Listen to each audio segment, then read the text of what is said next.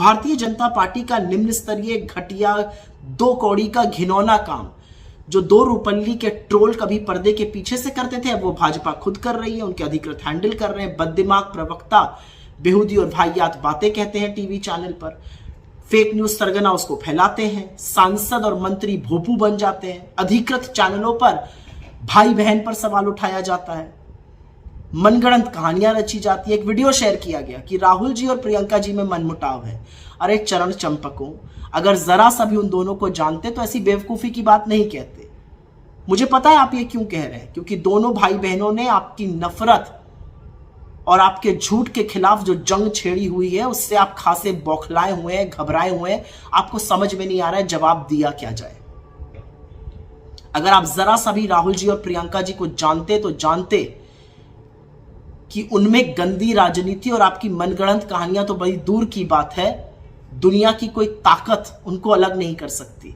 उन्होंने एक साथ इतनी दुख, इतनी दर्द, इतनी वेदना और हिंसा देखी है कि वो एक दूसरे की सबसे बड़ी ढाल है, एक दूसरे के शक्तिपुंज है।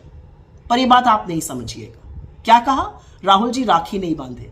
राहुल जी ने ना सिर्फ इस साल राखी बांधी बल्कि वो अपनी बंधी हुई राखी को पूरे साल उतारते नहीं है, या तो वो टूट जाती है या वो रक्षाबंधन तक बंधी रहती है, और ये बात उन्होंने खुद कही है। I wear my Rakhi until it breaks. No. He was giving me a no, high no, five. no. Sorry. But you enjoyed the high five. You can give me a high five. So I don't take off my Rakhi. I keep it and it's there.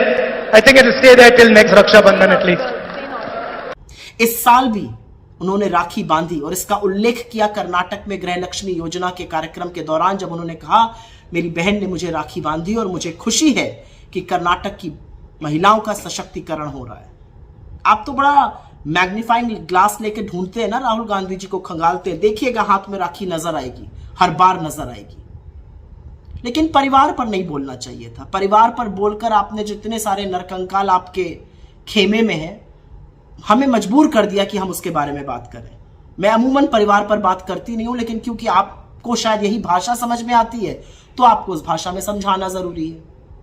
अपनी वृद्ध मां को, अपने भाई को, अपनी नवविवाहिता पत्नी को छोड़कर जिम्मेदारियों से मुंह मोड़ लेने वाला कोई महान काम थोड़ी होता है।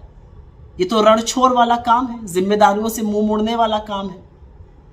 अब इतना बड़ा भगवान की कृपा से घर मिला दिल्ली में, सैकड़ों कमरे हैं उस घर में, अपनी मां को सेवा के लिए ना रखना कोई महान काम थोड़ी है। ये जिम्मेदारियों से मुंह मोड़ने वाला काम है।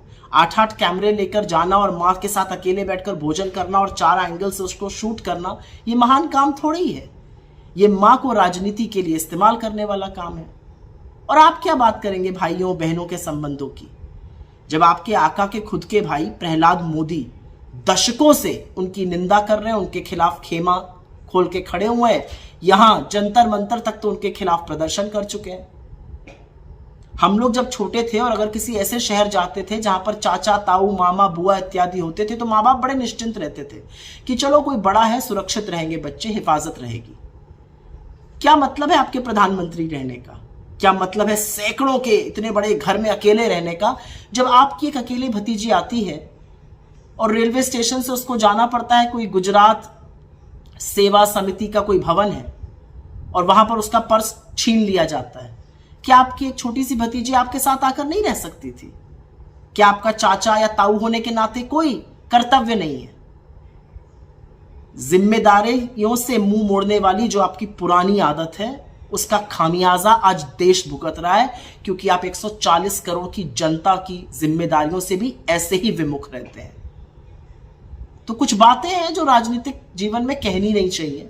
मैंने आज तक इन बातों का उल्लेख नहीं किया था, लेकिन अगर आप मेरे नेताओं पर मनगढ़ंत कहानियां रचिएगा और उनके खिलाफ इस तरह की बातें बोलिएगा तो मजबूरन आईना तो हमें भी दिखाना पड़ेगा।